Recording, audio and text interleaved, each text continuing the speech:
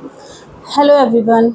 हमारी जो क्लास चल रही है अभी वो ग्रहों की क्लास चल रही है, जिसमें ये हमारी पृथ्वी का जो लास्ट ग्रह के बारे में पढ़ेंगे वो है पृथ्वी। बाकी सारे पढ़ चुके हैं, हमारी प्रीवियस क्लास देखिए, उसमें आपको दिखेगा कि हम सारे ग्रहों के बारे में पढ़ा चुके हैं। ये हमारा लास्ट ग्रह है पृथ्वी, और फिर उसके बाद हमारी नेक्स्ट जो क्लास आएगी उसमें पृथ्वी का उपग्रह चंद्रमा के बारे में, फिर उसके बाद हमारा ब्रह्मांड फिनिश हो जाएगा। और फिर उसके बाद जो मैं नेक्स्ट क्लास बनाऊंगी तो ब्रह्मांड से रिलेटेड जितने भी क्वेश्चन अब तक के एग्ज़ाम में आ चुके हैं, कोई भी एग्ज़ाम में, मैं आपको वो प्रोवाइड करा दूंगी। तो आज हम क्या पढ़ेंगे? आज हम शुरू करते हैं पृथ्वी।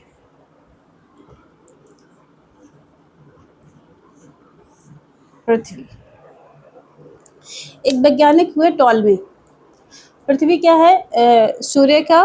सूर्य के नज़दीक का तीसरा ग्रह है, मतलब बुध शुक्र के बाद तीसरा ग्रह है जो सूर्य के नज़दीक है। तो एक जो वैज्ञानिक थे आए टॉलमी, जिसने कहा कि सूर्य जो है वो पृथ्वी के चक्कर लगा रहा है। पर अभी तक हमने पढ़ा कि पृथ्वी सारे ग्रह सूर्य के चक्कर लगा रहे हैं। तो जब उसने कहा कि सूर्य पृथ्वी के चक्कर लगा रहा है, तो ये थोड़ी बात हजम ना होने वाली थी। कैसे सूर्य पृथ्वी के चक्कर लगा सकता है ना? तो वो वैज्ञानिक लगा ही नहीं, मतलब सोच के भी देखो कि कैसे सूर्य पृथ्वी का चक्कर लगा सकता है। सूर्य इतना बड़ा, पृथ्वी उसके सामने इतनी छोटी सी, कैसे वो इतना गुरुत्वाकर्षण क्या पृथ्वी का है जो सूर्य को अपनी ओर खींच पाए, है ना? सूर्य का गुरुत्वाकर्षण ज़्यादा है पृथ्वी से, उसका आकार भी पृथ्वी से बहुत ज़्यादा बड़ा है, तो गुरुत्वाकर्षण सूर्य का ज़्यादा होगा ना। जो हमने पढ़ा कि कितने उसमें मतलब कितना उसका गुरुत्वाकर्षण है केंद्र में, तो वो सारे ग्रहों को अपनी ओर खींच रहा है, फिर पृथ्वी के वो कैसे चक्कर लगा सकता है? फिर उसके बाद ये थ्योरी उसकी बेकार हो गई। उसके बाद नेक्स्ट जो साइंटिस्ट आए वो कोपरनिकस, तो उन्होंने कहा कि पृथ्वी सूर्य के चक्कर लगा रही है ना? पृथ्वी सूर्य के चक्कर लगा रही है, थोड़ी मानने वाली बात थी, पर उन्होंने इतना ही कहा कि पृथ्वी सूर्य के चक्कर लगा रही है। फिर नेक्स्ट जो वैज्ञानिक थे जिनका नाम था केपलर ने सिद्धांत दिया कि पृथ्वी के साथ साथ जितने भी प्लानेट हैं, जितने भी ग्रह हैं, वो सारे सूर्य के चक्कर लगा रहे हैं। और फिर गैलीलियो ने यह सिद्ध कर दिया कि सारे ग्रह पृथ्वी के चक्कर लगा रहे हैं। ठीक है, तो अब हम पढ़ते हैं पृथ्वी के बारे में। पृथ्वी का आकार कैसा है? जियोड है, हमने पढ़ा था ना। पृथ्वी चपटी है, ऐसी है पृथ्वी। एग्जैक्ट तो नहीं बना पाऊंगी, पर ऐसी है, ऐसे। ठीक है, ये पृथ्वी का आकार हो गया। ये इसका उत्तरी पोल हो गया, उत्तरी ध्रुव, और ये इसका दक्षिणी ध्रुव।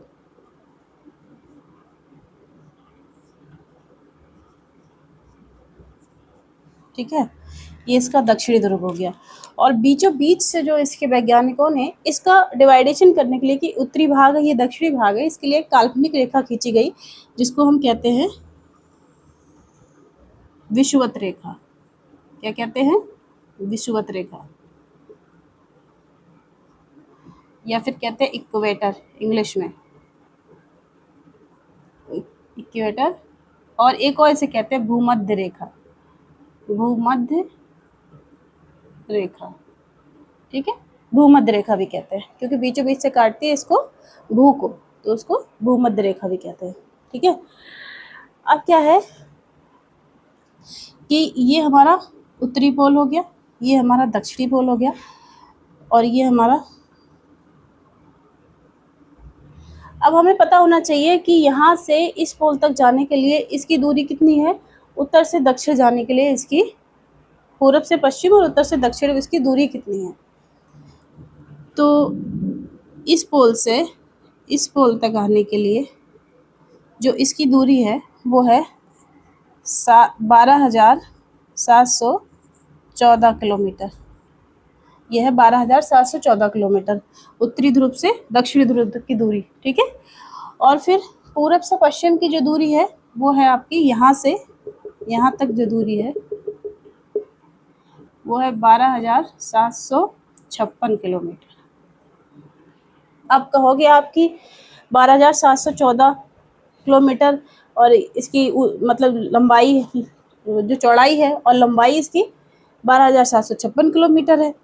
ठीक है, क्यों है ऐसा? ऐसा इसलिए है कि ये ध्रुवों पे थोड़ी सी चपटी है और ये विषुवत रेखा पे जो है वो थोड़ी फूली हुई है, ऊंची उठी हुई नहीं दिख रही यहाँ से, ऐसे देखो ऐसे ऊंची उठी हुई। तो इसकी वजह से इसकी दूरी में और इसकी दूरी में अंतर आ गया है। कितना अंतर आ गया है? 1256 से 714 माइनस करोगे तो कितना है? कम से कम 42 किलोमीटर का अंतर है। 42 किलोमीटर का डिफरेंस है इसके और इसके बीच में, पृथ्वी के बीच में। अब क्या है कि हमारी पृथ्वी अपने अक्ष से, जैसे मान लो ये कोई चीज़ है ना, ये सीधी खड़ी है बिल्कुल, लेकिन इसको इसकी तरफ ऐसे घुमा दोगे तो ये इसका अक्ष हो गया, और अक्ष ये वाला पार्ट ये इसका अक्ष हो गया। अपने अक्ष से ये थोड़े नीचे झुक गई, पर नीचे जो स्थिति है वो उसका पटल हो गया, तल हो गया। वो तल से कितनी उठी हुई है? ये तल से तल की ओर कितनी झुकी हुई है? तो नीचे से नापेंगे तो इसकी दूरी अलग होगी, और ऊपर से नापेंगे तो इसकी दूरी अलग होगी। तो ऐसे ही जब उसके अक्ष से नापा जाता है कि पृथ्वी अपने अक्ष से कितनी झुकी हुई है, तो पृथ्वी अपने अक्ष से 23.5 डिग्री, कितना, ये 90 डिग्री का ट्रायंगल है, 90 डिग्री का कोण बना हुआ है। ठीक है, अब ये क्या है? 23.5 डिग्री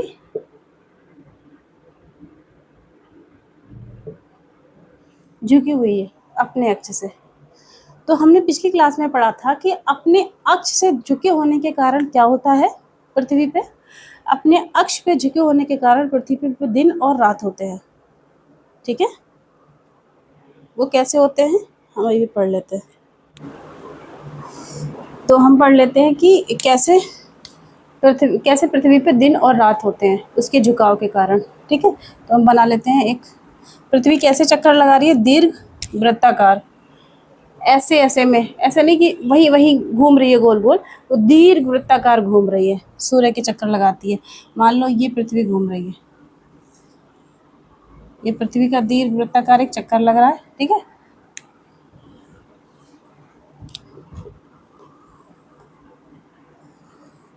ठीक है, और यहीं कहीं सूर्य बना लेते हैं, ये सन हो गया। ठीक है, अब यहाँ पर दो स्थिति दर्शा लेते हैं अपनी पृथ्वी की, एक स्थिति ये और एक स्थिति ये पृथ्वी की। ठीक है, अब क्या है? 23.5 डिग्री हमारी पृथ्वी झुकी हुई है अपने अक्ष से, तो ये 23.5 डिग्री झुका दिया हमने। और फिर यहीं पर इसकी विषुवत, जब ये 23.5 डिग्री झुकी हुई है तो यहीं से इसकी विषुवत रेखा, ठीक है, ठीक है, ऐसे घूम रही है पृथ्वी। अब पृथ्वी क्या है? अपने अक्ष पे घूम रही है, तो उसे घूर्णन कहते हैं। घूर्णन के कारण ही दिन रात होते हैं, हमने बताया। तो जब ये पृथ्वी सूर्य के सामने आएगी, जैसे यहाँ ऐसे घूम रही है अपने अक्ष पे घूमते घूमते पृथ्वी, जैसे मान लो कोई चीज़ ऐसे ऐसे घूम रही है, ऐसे ऐसे घूम रही है, पर सूर्य तो एक जगह स्थित है, ये सूर्य एक जगह स्थित है और ये अपने अक्ष पे घूम रही है। तो पहले यहाँ घूमी, मान लो सपोज यहाँ घूमी, तो यहीं अपने अक्ष पे घूम रही है, यूं यूं करके। फिर इसको, ये अभी ये वाला हिस्सा सूर्य के सामने है, तो यहाँ पर दिन होगा क्योंकि सूर्य की रोशनी यहाँ पर गिर रही है। ठीक है, अब ये घूमते घूमते घूमते घूमते घूमते घूमते ऐसे गई, तो यहाँ जाके 6 महीने में यहाँ पहुँची। ठीक है, 6 मंथ में यहाँ पहुँची। तो ये इसका उत्तरी पोल है, ये इसका दक्षिणी पोल है, ये इसका उत्तरी पोल, ये इसका दक्षिणी पोल। ठीक है, तो अभी कौन सा वाला हिस्सा सूरज के सामने है? देखिए, इसका उत्तरी ध्रुव सूरज के सामने है बिल्कुल, तो यहाँ पर क्या होगा? दिन होगा, है ना। अभी अपने अक्ष पर घूमते घूमते घूमते घूमते जब यहाँ पर इसके चक्कर भी लगाती हुई अपने अक्ष पे घूमते घूमते जाएगी, तो यहाँ पर 6 महीने के बाद ऐसी स्थिति हो जाएगी। कैसी स्थिति होगी कि इसका जो उत्तरी ध्रुव था वो सूर्य के अपोजिट साइड हो जाएगा और दक्षिण ध्रुव क्या होगा? सूर्य के सामने आ जाएगा। तो अब क्या होगा? अभी उत्तरी ध्रुव पे दिन था, अब इस साइड में क्या होगा?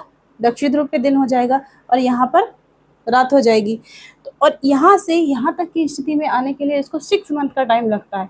तभी आपने सुना होगा कि 6 महीने दिन रहता है, 6 महीने रात। उत्तरी ध्रुव पे 6 महीने दिन, उत्तरी ध्रुव पे 6 महीने रात रहती है। वैसे ही दक्षिण ध्रुव पे 6 महीने दिन और 6 महीने रात रहती है। वो वजह यही है क्योंकि सूर्य के सामने जो हिस्सा पड़ता है उसका उत्तरी ध्रुव, ठीक है, जब वो सूर्य के सामने आता है तो रोशनी होती है। फिर सूर्य, जब पृथ्वी अपना चक्कर लगाती है, सूर्य का चक्कर लगाती है, तो कितने दिन में, 365 दिन में एक साल होता है। 365 दिन में 6 महीने के बाद वो आधी स्थिति में पहुंचती है। जब आधी स्थिति में पहुंचती है तो उसका दक्षिणी ध्रुव सूर्य के सामने आता है। दक्षिण ध्रुव आता है तो दक्षिण ध्रुव पे दिन होता है और उत्तरी ध्रुव पे रात होती है। इसमें कितना समय लगता है? 6 मंथ। ठीक है, फिर 6 मंथ के बाद यहाँ से यहाँ तक आती है। ठीक है, फिर 6 मंथ के बाद यहाँ से यहाँ तक है, फिर वही स्थिति हो जाती है। जो उत्तरी ध्रुव सूर्य के सामने आ जाता है और दक्षिण ध्रुव सूर्य से मतलब छुप जाता है। अब ऐसे मान के चलो कि कोई एक चीज़ बिल्कुल फोकस एक जगह स्थित है और उसके सामने आप चक्कर लगा रहे हो, तो आप उसको एक ही साइड से दिखोगे ना। जैसे मैं कैमरे के सामने हूँ, अभी आप मेरे सामने हो, आप मुझे देख रहे हैं, तो मैं आपको एक ही हिस्सा दिखूंगी ना, एक साइड से। पीछे मेरा बैक नहीं दिख रहा आपको ना। तो वैसी स्थिति है कि सूरज के सामने जो हिस्सा पड़ेगा, सूरज स्थित है ना, पृथ्वी सूर्य के चक्कर भी लगा रही है और अपनी धुरी पे भी घूम रही है ना, अपनी धुरी पे भी घूम रही है। तो जो भी हिस्सा सूर्य के सामने पड़ेगा उस हिस्से पे दिन होगा, और जो हिस्सा सूर्य से छिप जाएगा उस हिस्से पे रात होगी। और उस तो अब हम पढ़ लेते हैं अपसौर और उपसौर के बारे में, ये क्या होते हैं। ठीक है,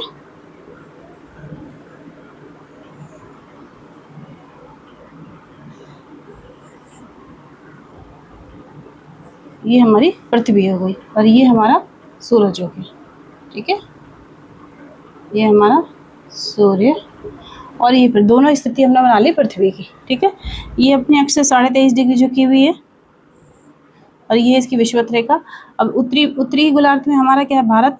यहाँ पर हमारा भारत, और यहाँ पर भी क्या है? उत्तरी गोलार्ध में हमारा भारत, तो यहाँ पर हमारा भारत। ठीक है, अब क्या होता है कि ठंडी और गर्मी का पता कैसे चलता है कि ठंडी कब पड़ेगी और गर्मी कैसे कब पड़ेगी। इस स्थिति में देखने से क्या लग रहा है कि ये सूरज के करीब है पृथ्वी यहाँ पर, तो यहाँ पर ज़्यादा गर्मी पड़ेगी हमारे भारत में, यहाँ ज़्यादा गर्मी पड़ेगी। हम सोचेंगे हमारे भारत में गर्मी बहुत पड़ेगी क्योंकि सूर्य से नज़दीक है पृथ्वी पर। और ये स्थिति देखने से पता चल रहा है कि सूर्य से दूरी है तो यहाँ ठंडी पड़ेगी, पर ऐसा नहीं होता। डिपेंड करता है सूरज की किरणों पे। सूरज की किरणें जहाँ पर सीधी पड़ेंगी, जहाँ पर भी सीधी पड़ेंगी वहाँ गर्मी पड़ेगी, और जहाँ भी ज़रा सी तिरछी हो गई तो वहाँ पर ठंडी पड़ेगी। अब यहाँ इस स्थिति में क्या पता चल रहा है? इस स्थिति में पता चल रहा है कि सूरज की किरणें जो पड़ रही हैं वो ऐसे ऐसे ऐसे, ये देखो है ना, इस साइड पड़ रही हैं। तो ये तो हमारा भारत क्या वहाँ तिरछा पड़ गया, हमारा भारत सूर्य से तिरछा पड़ गया है, विषुवत रेखा के उस साइड हमारा भारत पड़ गया। तो डायरेक्ट हमारे भारत पे नहीं पड़ रही है ना किरणें। और यहाँ पर क्या है कि ये हमारा भारत बिल्कुल सामने पड़ गया, एकदम सीधी रेखाएं इसी पे पड़ रही हैं। तो यहाँ पर क्या हो गया? सीधे भारत पे रोशनी मतलब यहाँ दिख रहा है कि इस वाले हिस्से पे उत्तरी गोलार्ध पे रोशनी पड़ रही है जिसमें हमारा भारत भी आता है। तो यहाँ क्या दिख रहा है? सीधी रोशनी मतलब किरणें जो आ रही है उत्तरी गोलार्ध पे आ रही हैं। तो यहाँ हमारा भारत भी है, तो यहाँ क्या गर्मी पड़ेगी। अब देखो कि दूरी पे होने के बावजूद भी यहाँ गर्मी पड़ेगी बहुत ज़्यादा, और ये करीब होने के बावजूद भी यहाँ पर क्या पड़ेगी? ठंडी पड़ेगी। जैसे और यहाँ से दूरी भी कम होगी, इसकी दूरी कितनी कम होगी? यहाँ से बहुत ज़्यादा कम होगी, क्योंकि सूर्य और पृथ्वी की दूरी है 15 करोड़ किलोमीटर। 15 करोड़ किलोमीटर। ठीक है, अब पृथ्वी अपनी धुरी पे कितनी तेजी से घूमती है? कम से कम 1600 किलोमीटर पर आवर की स्पीड में घूमती है अपनी उस पर। 1600 किलोमीटर पर आवर में, मतलब 1 घंटे में 1600 किलोमीटर अपनी धुरी पे वो घूम लेती है। ठीक है, 24 आवर्स में वो एक दिन एक चक्कर पूरा कर लेती है अपनी धुरी का। ठीक है, और वो सूर्य का परिक्रमण कितनी देर में करती है? वो सूर्य का परिक्रमण करती है 30,000 किलोमीटर प्रति सेकेंड। ये परिक्रमण का टाइम है। ये सूर्य का परिक्रमण 30 किलोमीटर पर सेकेंड, मतलब 1 सेकेंड में 30 किलोमीटर चली जाती है। और यहाँ पर क्या करती है? 16 किलोमीटर पर आवर की स्पीड में क्या करती है? अपनी धुरी पे घूमती है, जिसमें 24 आवर्स का एक डेज होता है। अब मैं क्या समझा रही थी कि सीधी रोशनी पड़ेगी, लेकिन हमारा भारत बिल्कुल तिरछा पड़ गया, उसके सामने सीधे नहीं आ रहा है, तो यहाँ पर ठंडी होगी। और इस स्थिति को क्या कहते हैं? इसको कहते हैं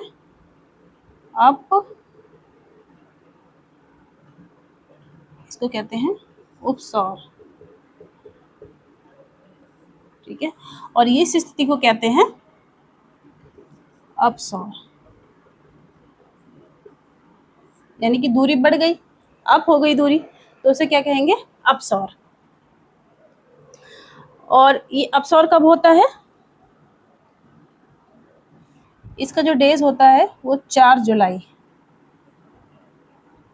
ठीक है, जुलाई में कितनी ज्यादा गर्मी होती है, इसका डेज होता है 4 जुलाई। और उपसौर का क्या होता है? 3 जनवरी। उपसौर का मतलब 3 जनवरी, मतलब सूर्य से दूरी ज्यादा होने को अपसौर कहते हैं, और सूर्य से दूरी जो पृथ्वी की कम होती है उसको कहते हैं उपसौर, जो कि 3 जनवरी को ठंडे दिनों में आता है। और ये अपसौर जो होता है वो गर्मी की स्थिति में आ जाता है 3 जुलाई। अब यहाँ से एक स्थिति और क्रिएट होती है, कैसे कि ये जनवरी से एक हफ्ते पहले 25 दिसंबर बड़ा दिन है ना, क्रिसमस 25 दिसंबर को मनाया जाता है। इस स्थिति में, उपसौर की स्थिति में, यहाँ पर देखो ये विषुवत रेखा है, मैं यहाँ समझा देती हूँ। ये देखो, ये वर्ल्ड, ये विषुवत रेखा है, ठीक है। यहाँ सारे देश हैं, जैसे रूस हो गया, चाइना हो गया, भारत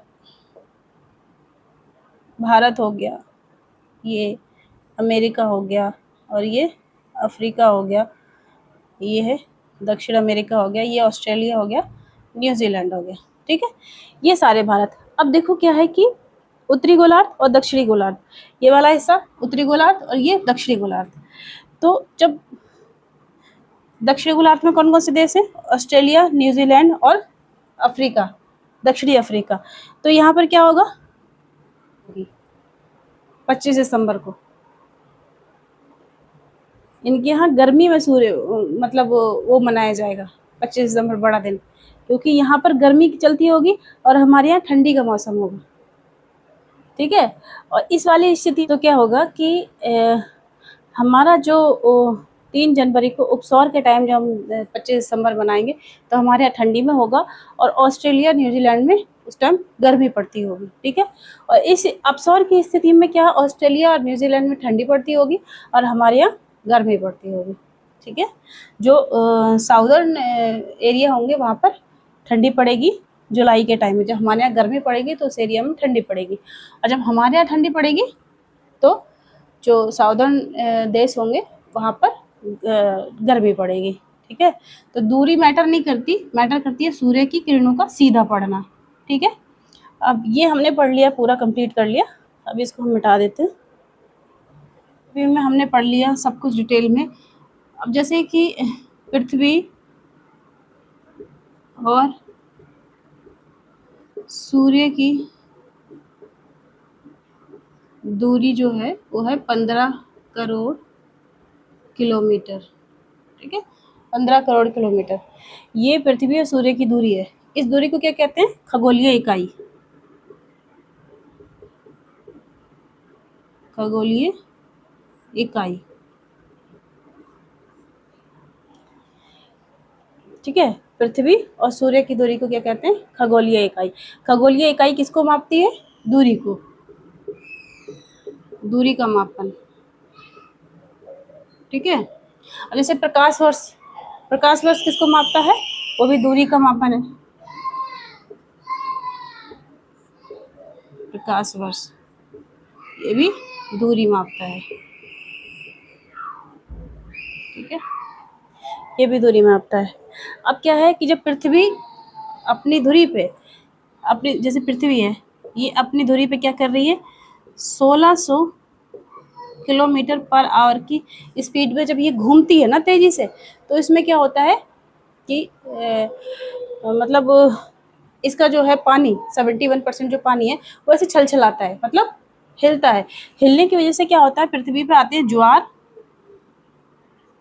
और भाटा। ये अलग टॉपिक है, मैं इसको बाद में पढ़ाऊंगी। ज्वार भाटा, इसकी वजह क्या होती है? इसकी वजह क्या, ये आते हैं चंद्रमा, सूर्य और पृथ्वी के गुरुत्वाकर्षण के कारण, के कारण। ज्वार भाटा पता है कि पानी समुद्र में देखा होगा, पानी की लहरें तेज आती हैं, एकदम से बहुत ऊंची चली जाती है, फिर नीचे गिर जाती है, उसी को ज्वार भाटा कहते हैं। ठीक है, जैसे कि पानी तेजी से आया हमारी साइड, एकदम ऊंचा हो जाता है, फिर नीचे बह जाता है।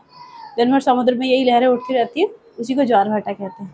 ये किसकी वजह से? चंद्रमा, सूर्य और पृथ्वी की गुरुत्वाकर्षण के कारण होता है। ये मैं आपको एक टॉपिक है, इसको अलग से डिटेल में पढ़ाऊंगी बाद में, पर इसी की वजह से होता है। और तीसरा एक कारण और होता है इसका, कोरियोलिस बल, क्योंकि ये इतनी तेजी से घूमते हैं, जैसे कोई चीज घूम रही तो उसमें एक फोर्स भी तो लगता है ना। जैसे मान लो हम ऐसे घूमना, तो हमें फील होगा ना कि एक फोर्स लग रहा है जो हमें धक्का दे रहा है, तो उस फोर्स को ही कहते हैं कोरियोलिस बल।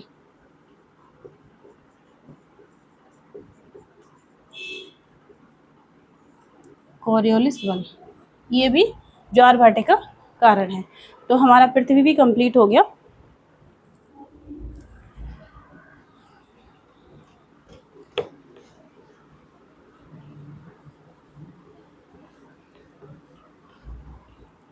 हमारा पृथ्वी का टॉपिक भी कंप्लीट हो गया, जिसमें हमने पढ़ लिया कि पृथ्वी में एक उत्तरी ध्रुव होता है, दक्षिणी ध्रुव होता है, कैसे दिन और रात होते हैं, कैसे उपसौर और अपसौर की घटना होती है, कैसे हमारे यहाँ ठंडी और गर्मी आती है। ये डिटेल हमने पूरी पढ़ ली। जिसका एक मुख्य कारण क्या है, जिसकी वजह से सब कुछ हो रहा है, वो सब कुछ हो रहा है सूर्य की वजह से। अगर सूर्य केंद्र से हट जाए तो फिर ये जो सारी घटनाएं हो रही हैं ये हो ही ना, कोई घटना नहीं होगी। देखो, सूर्य की वजह से ठंडी हो रही है, सूर्य की वजह से ही रात हो रही है, सूर्य की वजह से ही मतलब बरसात हो रही है, सब कुछ सूर्य की वजह से हो रहा है। जैसे हम आगे चल के जब हम इंडियन ज्योग्राफी पढ़ेंगे या फिर मौसम मानसून के बारे में पढ़ेंगे, तो हम पढ़ेंगे कि कैसे मानसून आता है, उसकी भी वजह सूरज ही है। मतलब इस दुनिया में जो भी हो रहा है, हम सांस भी ले रहे हैं तो वो सूरज की वजह से ही ले रहे हैं।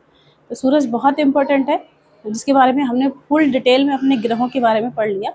अब हम नेक्स्ट क्लास जो अपनी करेंगे ना, तो उसमें हम क्या पढ़ेंगे, चंद्रमा के बारे में, जो कि पृथ्वी का उपग्रह है, उसके बारे में डिटेल में पढ़ के और उसको फिनिश करेंगे इस टॉपिक को। फिर हम क्वेश्चन आंसर करेंगे और इस ब्रह्मांड टॉपिक को पूरी तरीके से कंप्लीट करेंगे। ठीक है, और इसके सारे क्लास देखने के लिए मेरे प्लेलिस्ट में जाओ और उसमें देखो, सारे शुरू से मैंने पढ़ाया है बिल्कुल ब्रह्मांड को, तो आप उसको पढ़ो, तो ये लास्ट क्लास आपको बहुत अच्छे से समझ में आएगी। जो मैंने समझाने में मुझसे कोई मिस्टेक हुई हो तो उसके लिए मुझे कमेंट में बताना कि क्या मिस्टेक हुई, मैं उसको फिर से सुधार लूँगी, अपनी कोशिश करूँगी उसको सुधारने की। ठीक, थैंक यू सो मच।